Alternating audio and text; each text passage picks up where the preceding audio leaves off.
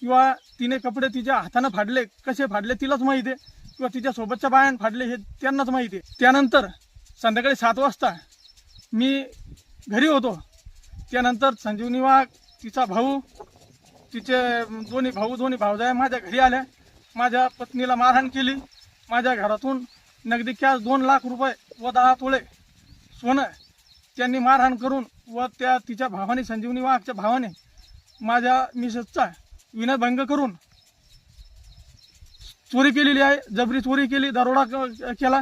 त्यानंतर माझ्या गावातील वातावरण हे कसं दूषित करता येईल याचा पुरेपूर हा पूर्वनियोजित कट होता.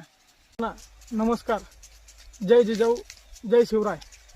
मी सरपंच गणेश भास्करराव काकड, गट ग्रामपंचायत कार्यालय चिखला खंडाळा येथील सरपंच असून व जे काही तिथे राजकीय पुढारी आले, जे कोणी नेते आले असतील, त्यांनी कृपया करून त्या मागची पूर्ण सत्यता अगोदर जाणून घ्या व सत्यता जाणून घेतल्यानंतर त्यामध्ये जर मी दोषी खरोखर असेल तर मला तुम्ही जी शिक्षा द्याल ती मी शिक्षा भोगण्यास तयार आहे.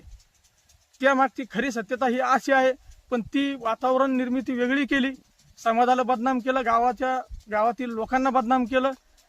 माझी जर मागचा इतिहास बघायचा असेल तर मी 2022ला सरपंच झाल्यानंतर 2023ला मी 19 फेब्रुवारी 2023 रोजी महाशिवरात्री आणि शिवजयंती हा हजारो वर्षानंतरचा योगायोग एकाच दिवशी आला आणि तो योगायोग चांगला शिवजयंती साजरी करायची कशी, तर आम्ही ठरवलं की बस छत्रपती शिवाजी महाराजांनी महादेवाच्या पिंडीवर रक्ताभिषेक करून हिंदवी स्वराज्याची स्थापनेची शपथ घेतली.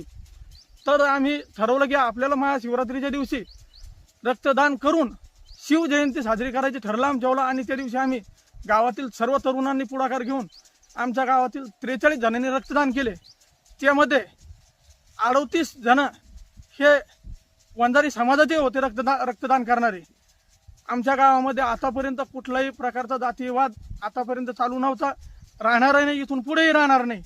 याच्या अगोदर सुद्धा आम्ही भीम जयंती असो, अण्णाभाऊ साठे यांची जयंती असो, शिवजयंती असो, मुंडे साहेबांची जयंती असो, ही सर्व जयंत्या आम्ही स्वतः सर्व गावकरी मंडळी मिळून वर्गणी जमा करून मोठ्या उत्साहात साजऱ्या करत असतो.